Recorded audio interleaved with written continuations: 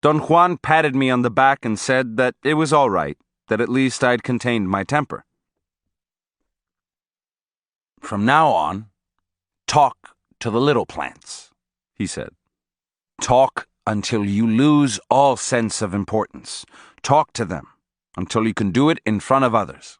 Go to those hills over there and practice by yourself." I asked if it was all right to talk to the plants silently, in my mind. He laughed and tapped my head. "No," he said. "You must talk to them in a loud and clear voice if you want them to answer you." I walked to the area in question, laughing to myself about his eccentricities. I even tried to talk to the plants, but my feeling of being ludicrous was overpowering. After what I thought was an appropriate wait, I went back to where Don Juan was. I had the certainty that he knew I hadn't talked to the plants. He didn't look at me. He signaled me to sit down by him. "Watch me carefully," he said. "I'm going to have a talk with my little friend." He kneeled down in front of a small plant, and for a few minutes he moved and contorted his body, talking and laughing. I thought he was out of his mind. "This little plant told me to tell you that she is good to eat," he said as he got up from his kneeling position. "She said that a handful of them would keep a man healthy. She also said that there's a batch of them growing over there." Don Juan pointed to an area on a hillside perhaps 200 yards away. "Let's go and find out," he said. I laughed at his histrionics. I was sure we would find the plants because he was an expert in the terrain and knew where the edible and medicinal plants were. As we walked towards the area in question, he told me casually that I should take notice of the plant because it was both a food and a medicine. I asked him, half in jest, if the plant had just told him that. He stopped walking and examined me with an air of disbelief.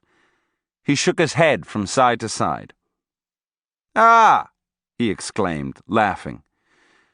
"Your cleverness makes you more silly than I thought. How can the little plant tell me now what I've known all my life?" He proceeded then to explain that he knew all along the different properties of that specific plant, and that the plant had just told him that there was a batch of them growing in the area he had pointed to, and that she didn't mind if he told me that. Upon arriving at the hillside, I found a whole cluster of the same plants.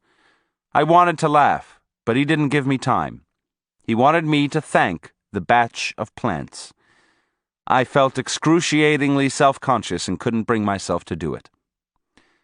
He smiled benevolently and made another of his cryptic statements. He repeated it 3 or 4 times, as if to give me time to figure out its meaning. "The world around us is a mystery," he said.